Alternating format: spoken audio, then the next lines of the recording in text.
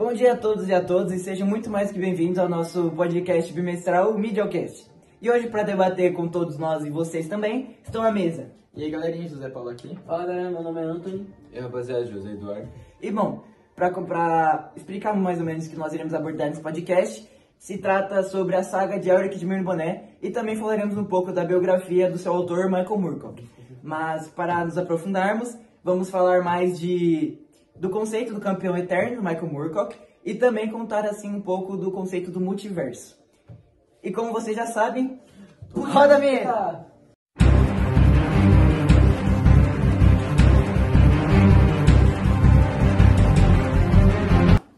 Bom, e para começar a explicar um pouco mais sobre Elric de Mirboné, temos que, obviamente, começar por quem o criou.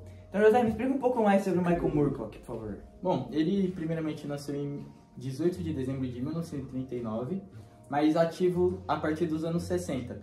Em 1961 ele publicou a sua primeira saga, Elric de Mirboné. Pô, mas por que ele criou, assim, sabe dizer mais ou menos? Ele criticava muito as obras da época, como As Crônicas de Nárnia e O Senhor dos Anéis. Ele via como personagens muito sem ser complexos e falava que era tipo uma versão do Ursinho Pooh, só que épica.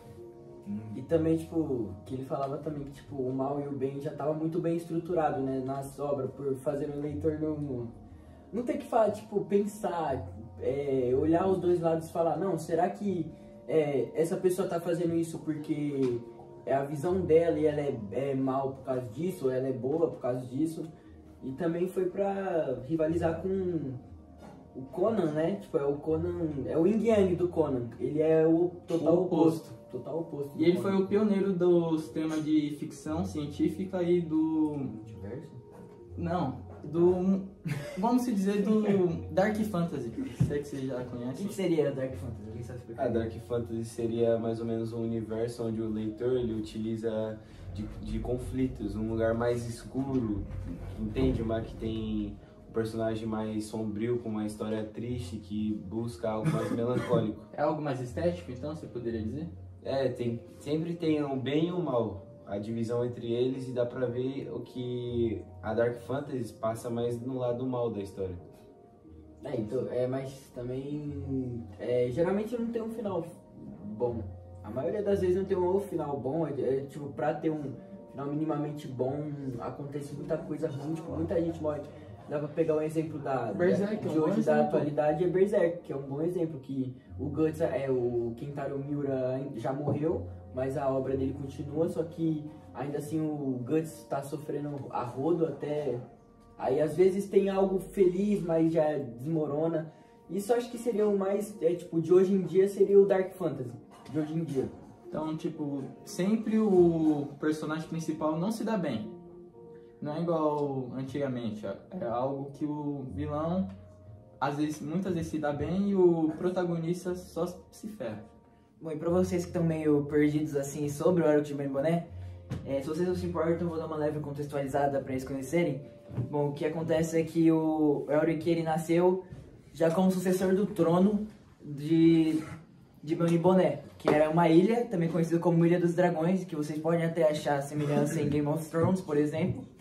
E pode achar várias semelhanças também entre o próprio Elric com os Targaryens, que são o pessoal da Ilha dos Dragões, considerados os imperadores dos dragões que controlam os dragões. Por exemplo, os Targaryens têm cabelo branco, moram nessa ilha, são conhecidos por sempre dominar tudo e todos e ser por bem maus, assim, né? Igualzinho ao Elric, que ele também tem cabelo branco, mas seja por causa de uma doença que ele tinha quando ele nasceu com albinismo. Logo ele nasceu muito branco, cabelo branco, cores vermelhas e também com cabelo branco como leite, como é descrito nos livros. Mas ele nasceu também bem frágil, então por esse motivo eu considerava ele um rei assim bem incapaz de governar. Tinha que sobreviver através de coquetel, né? Ele, fazia cura, magia e misturava tudo com sangue, manter igual um humano normal e naquelas, né? Era o remédio dele que depois, mais pra frente, acabou virando uma droga. Uma droga. É literalmente uma droga, porque colocavam erva, sangue e também um pouco de magia. E se ele vivesse sem, ele ia voltar. Mas é importante falar que ele era um grande mago. Ele também. Ele, além de ser fraco, frágil assim fisicamente, ele se aprofundou na biblioteca. Não muito nos campos de batalha, já por conta do seu fraco físico, ele meio que devorou todos os livros da sua biblioteca. Tanto com os livros de magia, alquimia e também os livros de própria filosofia. Tanto que na maioria das vezes, o Elric aparece nos seus livros mais filosofando do que batalhando. Isso também era um outro motivo que consideravam ele um péssimo rei. Mas não um rei ruim, porque ele fugia muito mais daquela coisa comum de todo melniboniano ser alguém muito maldoso, que alguém que matava, que estrangulava, às vezes ele até fazia de escravo várias pessoas, mulheres, essas coisas assim. Exatamente. Ele era um pouco mais racional, um pouco mais pensador, assim, digamos assim. Tanto que tem um quadrinho, tipo, que é o quadrinho que a gente viu na sala, que, mano, tem uma parte lá que o pessoal tá bebendo sangue um do outro, e, mano, tá acontecendo uma poluição do caramba. Do sangue das pessoas. Mano, o Elric principalmente porque o amor dele, a Cyril, a prima dele, a Cyril mesmo, Sibyl, ela era uma maga que era responsável por fazer os feitiços pra manter o Elric assim, mais inteiro, digamos assim. Pra ele conseguir viver normalmente e não sofrer muito com todos os seus problemas. Mas a irmã dele, o irmão dela, na verdade, o Irkun, ele tinha muita inveja e muita raiva de Elric. Porque ele falava que Elric não era um melniboniano de verdade, que ele não era digno de ter o trono. E por ele ser primo e também ter direito ao trono, ele fazia de tudo pra envergonhar ou pra tentar tirar Elric do trono. Tanto que uma dessas tentativas, ele comanda uma invasão bárbara de uma ilha até Melniboné. E ele começa a incentivar e, como pode dizer, esquerar o Elric pra ele tomar alguma atitude. Porque Elric é sempre aquele cara mais pensativo, mais querer resolver tudo na base da diplomacia. Mas ele começa a esquerar o Elric pra ele tomar alguma atitude mais drástica. Por exemplo, atacar aqueles bárbaros logo antes da entrada. Porque na entrada de Melniboné tinha um labirinto. E ele estava entrando nesse labirinto e sempre era muito difícil de alguém conseguir sair e chegar à cidade. Mas então ele incentivou o Elric a atacar. E quando o Elric foi atacar, eles, claro, conseguiram derrotar toda a força bárbara. Mas o Elric acaba recuando um pouco por conta da sua fragilidade, porque ele usou uma magia muito poderosa e acabou ficando mais fraco. Distante da Sibyl e também da sua droga, ele não conseguiu ficar muito tempo inteiro. E nesse que ele dá essa afastada, um marinheiro surge das águas e puxa ele. Nisso que puxa, o Elric consegue se livrar do marinheiro, mas ele fica pêndulo ao barco e começa a gritar por socorro e ajuda, e quem aparece é Irkun. Nisso, Irkun, quando vê ele lá, ele dá uma de Scar e simplesmente deixa o Elric cair. Só que em vez de ele pensando que o Elric já estava derrotado, na verdade, ele volta pro reino e diz que aconteceu um acidente terrível, que o Elric acabou falecendo e que agora ele teria que assumir o devido dever como rei. Só que na verdade o que ele não esperava era que o espírito dos oceanos, Stracha, acaba na verdade salvando o Elric por conta de uma dívida antiga que ele tinha com o povo melniboniano e o pai de Elric. Nisso eles falam que Stracha fala que o que ele quer e o que Elric fará são a mesma coisa. Elric pode até não querer, mas ele vai fazer o que ele tanto quer, que é a destruição de Melniboné, que desde quando ele era pequeno tinha uma profecia que dizia que Elric ia acabar trazendo a destruição a Melniboné inteiro. Isso aparece na primeira página já. No prólogo, logo no prólogo já aparece já. Mas aí, o que acontece depois de um tempo? Quando Irkun vai dar uma de falsa, ele decide dar 7 dias de luto por conta do seu antigo rei. Só que a irmã dele, a Sibyl, ela acaba meio que falando que ele que matou, começa a julgar ele, foi você que matou ele, você que deixou ele morrer, foi tudo culpa sua, ele morreu por sua causa. Mas aí, com aquela malícia toda, começa a tentar dar uma disfarçada, dar uma desconversada, fazer ela de louca, até que Elric simplesmente aparece na frente dos portões e, em vez de matar ele, ele teve piedade de seu primo. Ou seja, ele acaba julgando o Irkun ao exílio. Só que o que acontece nesse exílio é que enquanto... Tá, já cansei do nosso patrocinador? Nosso patrocinador, rapaziada, Coca-Cola. E tem mais um. Da Delivery? Dove Downy. Sodimac. Grande Sodimac patrocinando com esses copos incríveis. Sodimac. Bom. Vai continuar, mano? Caramba, deixa eu ver aqui. O Zé Delivery tá chegando. Realmente.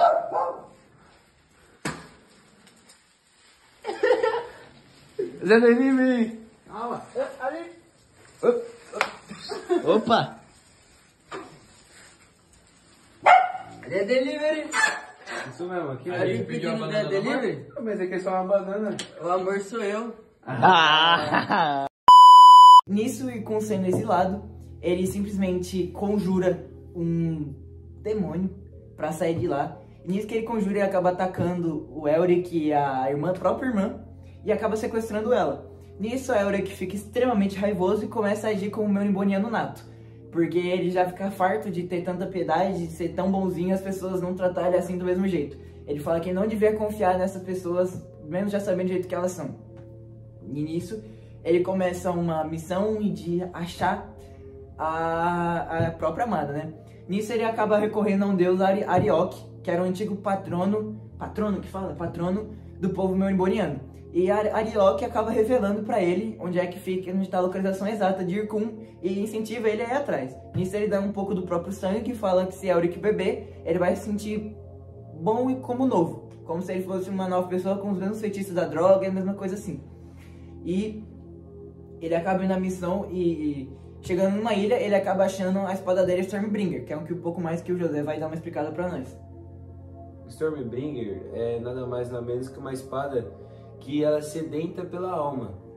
Que isso, ela meio que é sanguinária, ela gosta de matar, ela corrompe. Esse é um questionamento que se tem, né, durante a história, que a Stormbringer ela corrompe o seu usuário, mas... É porque, tipo, ela tem uma vida própria, né?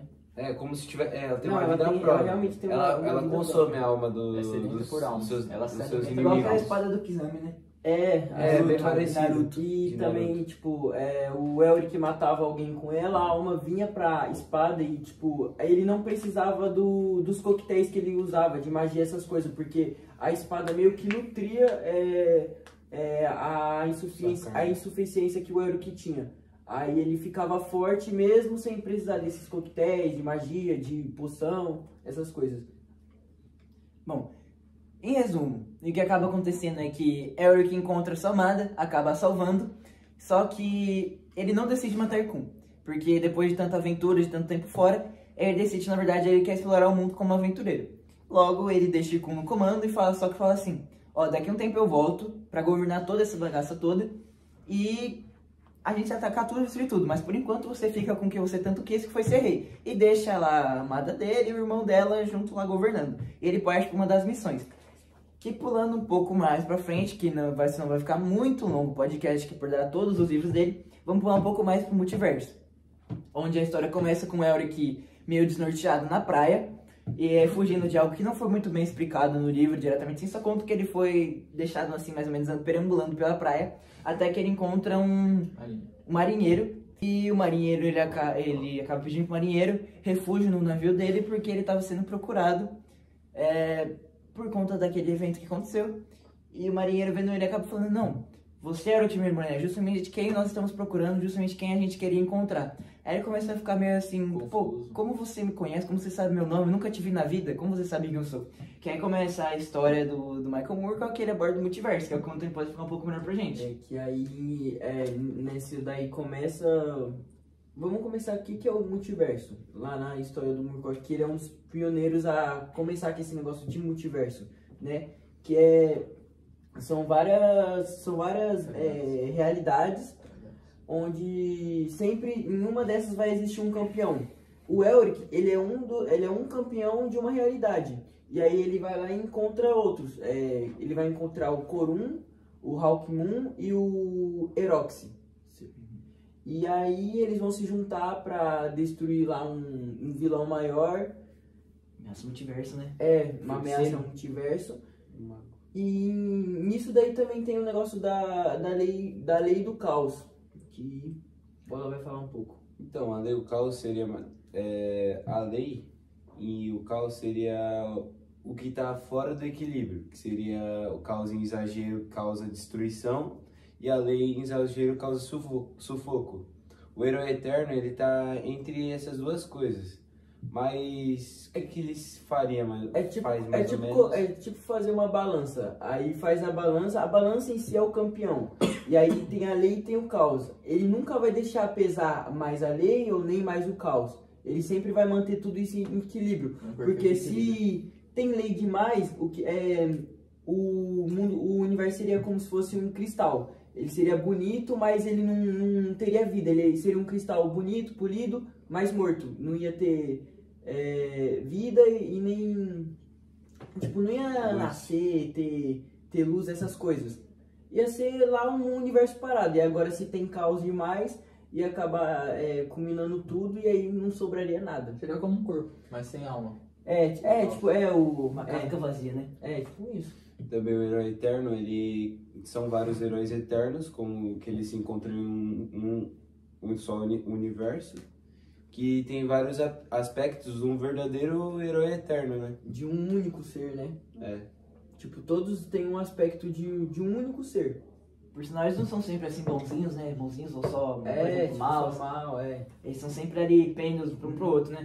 Por exemplo, tem um ponto bom de colocar, é que no segundo livro do Elric, que eu não dei uma ressaltada grande, ele acaba perdido num deserto e uma criancinha acaba encontrando ele. Pra resumir, dar um bem resumido, que senão vai ocupar mais tempo do vídeo ainda. Encontra ele, dá um abrigo pra ele, só que ele não quer falar de onde ele é, por causa da fama dos Melnibonéianos e tudo mais. Só que ele acaba falando que ele é de uma determinada raça que roubava sonhos. Nisso, o rei daquele lugar chega pra ele e fala, ó, eu tenho uma missão pra você, eu quero que você vá lá e roube um sonho pra mim. E você roubando esse sonho, eu vou dando isso daqui pra você, o elixir da vida, você vai tomando, vai melhorando você e tal. Ele tomou, realmente viu que melhorava. Só que acaba que esse governador, que se não me engano, o governador é Roxo, alguma coisa assim, acho que é Roxo, se não me engano. Ele acaba sendo um tremendo vigarista. Que na verdade o que ele fazia, ele estava dando um veneno, e um veneno que viciava, como se fosse uma droga mesmo, e que acabava matando o Elric a cada vez mais tempo. Só que o Elric ainda não percebendo isso, e como ele não tinha habilidade de roubar sonhos, ele acaba falando, pô, tudo bem, mas não tô a fim de fazer, se puder fazer pra outra pessoa, outro dia, outra vez, assim, eu faço tudo mais. Só que esse governador, como ele era um vigarista mesmo, ele acaba sequestrando a criancinha que ajudou ele, salvando ele, e fala assim, ó, se você não tem amor pela sua própria vida, faça por amor da vida dessa criança inocente, que ela não tem nada a ver, ela chegou de paraquedas, tudo isso é culpa sua, você vai fazer o que eu quero e ponto, acabou. E acaba que a hora que realmente vai, nesse caminho ele acaba realmente encontrando gente que rouba sonhos, acaba pegando esse sonho, mas ele decide na volta que ele não ia entregar o sonho. E como um bom Melnibonéiano, em vez dele simplesmente deixar tudo passar, ele decide tacar o pau, matar todo mundo e pender bem pro lado do mal, assim, sendo que no começo ele tava bem bonzinho. Mas ele fez tudo isso por amor da criança inocente, salvou a vida dele. Um anti-herói. O anti-herói. Exatamente. Conceito verdadeiro, assim, digamos, de anti-herói. Não como muita gente pensa que o Deadpool é um anti-herói, sendo que na verdade ele é só um mercenário, digamos assim, né? Isso mesmo. Gostei disso. E também também tem esse negócio, né, do Conan e do Elric serem, tipo, yin e yang, aí o Conan é o cara fortão, negrão não, né, morenão, fortão, qualquer coisa na mão dele vira arma, aí o Elric branco, magrinho, fraquinho, feinho, Acabadinho. E é legal também que o Conan, ele começa sendo um bárbaro e depois vira o rei, já o Elric ele o contrário, começa né? como um imperador e aí aí vira um... Sonhos opostos, né? Pra dizer assim, né? Você falou, qualquer coisa vira uma arma na mão do Conan, né? E o Elric fica preso à espada dele. E também é legal que você tava falando, e tipo, o Elric teve muitas drogas na vida dele. Teve a Stormbringer, o Elixir, antes dele conhecer Stormbringer, que ele precisava beber, e teve esse negócio aí do antídoto que o rei deu. Eu fico até me perguntando, se o Elric é o agente da própria destruição, ele é uma marionete se ele é um fantoche da espada, porque no livro tem muito, tipo, essa conexão dele com a espada é muito falada. Como se fosse uma relação assim de simbiose. Por exemplo, maior assim daria pra falar, por exemplo, do Venom, que acho que a maioria das pessoas conhece, que o Venom ele só consegue sobreviver se grudar no corpo de alguém. Exatamente, De simbiose já lembra Venom. Exatamente. Simbionte, tudo mais, mas não querendo aprofundar disso, senão o Fidelis é muito mais experiente e vai acabar percebendo algum erro aqui, entendeu? E eu tô falando do Conan, aí quem vocês acham que ganha? O Conan ou o Elric? O Elric. Acho que é o Conan. Não é. O Elric tem magia. Não, porque é assim, alquimista. o Elric, se ele lutar sem Stormbringer, ele toma Mas ele tem magia. cacetado. Acho que mesmo sem Stormbringer. Sem Stormbringer ele não ganha. Agora com o Stormbringer o bicho é invencível.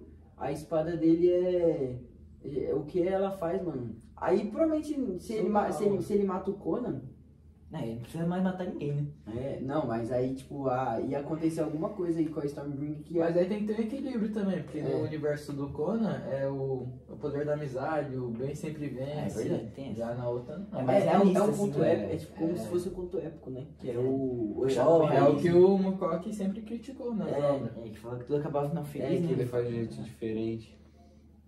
Também. Mais dark. Mas também, como o Dez falou pra gente um dia, tudo depende muito do roteiro, de quem que o roteirista quer que vença. É que eu perguntei quem ganhava, se o Batman com o preparo ganhava do Batman com do velocidade Goku, sei lá, de qualquer pessoa. Era o Batman lá também. Pra mim ainda assim, ainda ganha. Pô, mas o Batman vermelho lá, é ameaça vermelha, como é que é? Esqueci o nome dele. Absoluto. Não, o vermelho lá que corre, tem poder de Flash. Sei lá, Ah, Batman da não é morte. o Flash da Morte? É, Speed não é esse daí também. Era o que era E com o Batman é era legal o de Flash. falar sobre isso porque porque tem muito desse negócio, o multiverso, depois que ele é explorado pelo Mokoki, ele vira algo que quase em todo lugar agora tem. DC, O DC, a Marvel, Ben 10. Ben 10, Ben 10. o Mutante Rex também, tipo, que tem um crossover com Com o Ben Ben 10. 10. Deixa eu ver mais o que tem. Então o Mokoki foi um dos pioneiros, né? Nessa Homem-Aranha. parte de fazer Foi. crossover. Não sei exatamente se foi o primeiro, mas que foi um dos pioneiros, ele foi. O Power Rangers também. É mesmo, isso é da hora. É, Puxa todos os Power Power Rangers, Rangers. todos os Power Rangers pra lutar lá contra o carinha. Pô, mas abordando assim um pouco mais o multiverso, assim, eu gosto de perguntar pra vocês aqui, qual é a obra assim que aborda o multiverso que vocês mais gostam, assim, que vocês mais acompanham? Ah, de novo! Cara, não! Não, agora é bateria. Ah, mas agora tá...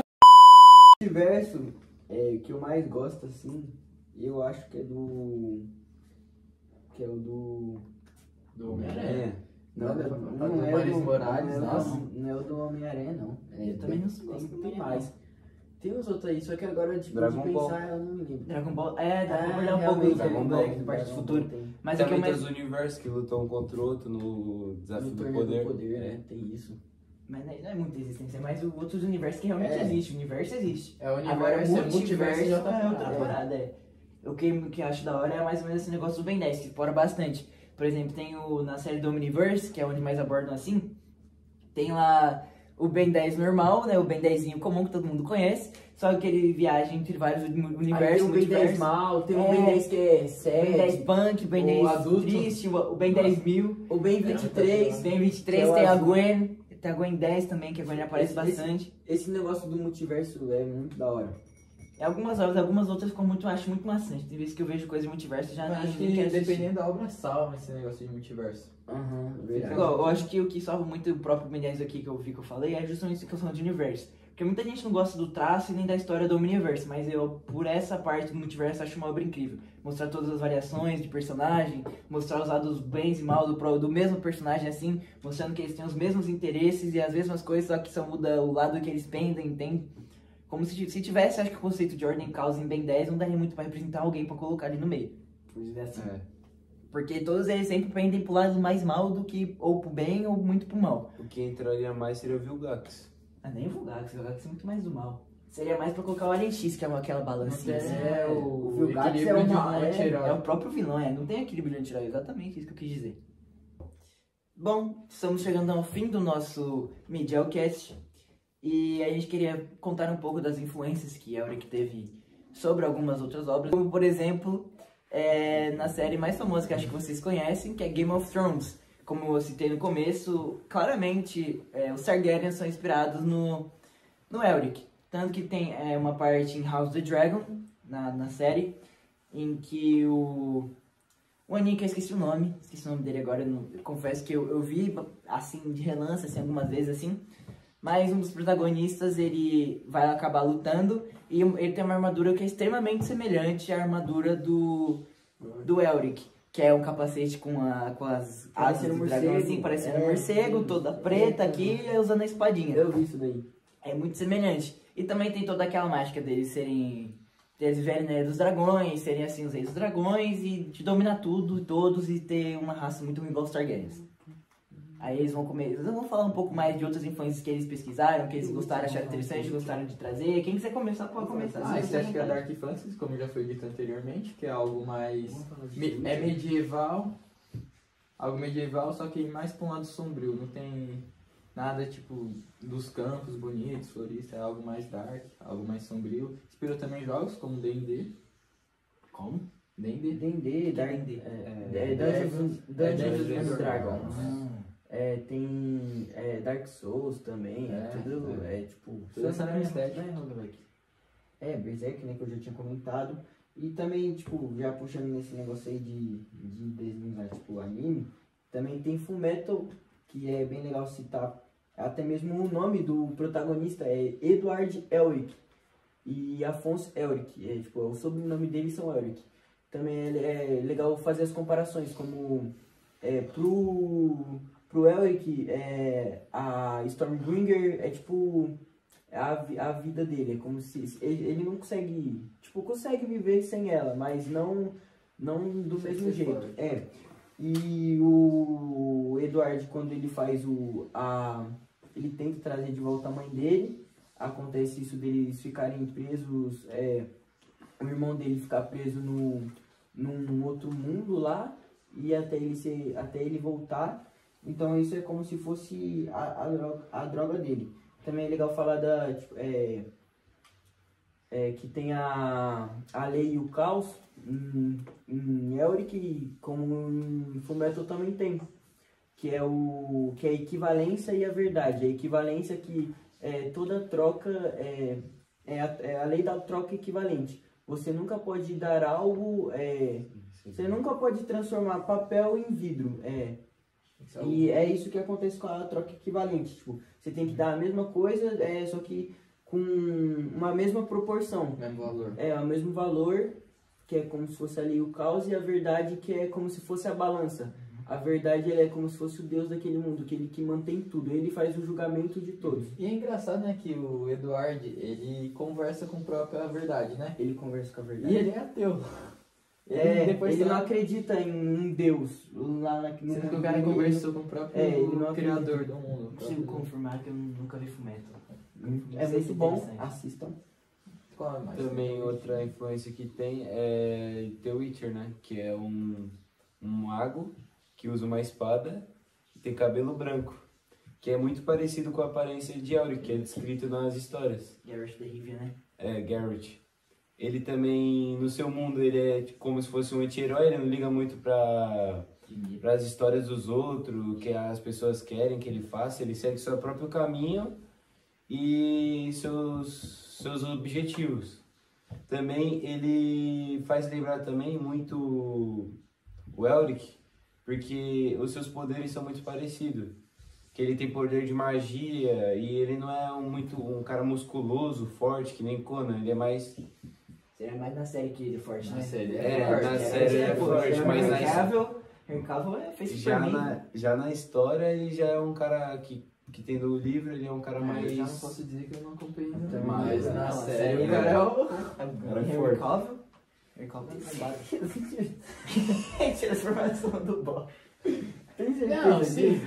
A estética é parecida, mano. Não, mas não falando esteticamente, mas sim de força.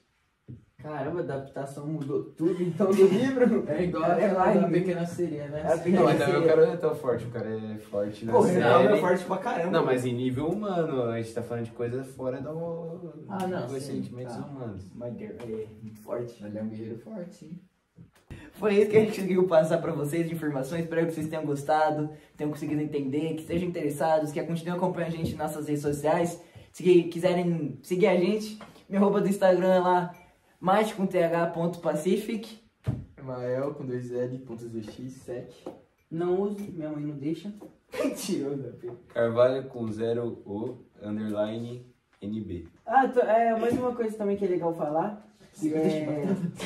Imagina, é legal imaginar, tipo, como que seria você de um outro multiverso, tipo, por exemplo... É uma boa reflexão. mas- Você do 2DS e o moleque parece você do primeiro Mario. E Engraçado. o Pedro cabeça reta do primeiro Mario e do dois Mario. Que é o Pedro Augusto. Enfim. Mas é isso, espero que vocês tenham gostado. Tenham um excelente dia, uma excelente noite. E pela última vez nós vamos falar pra vocês. Puxa a vinheta! Não é vida.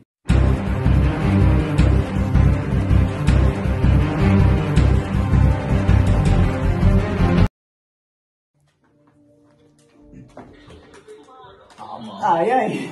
Putz, foi mal, trampa. Pera aí.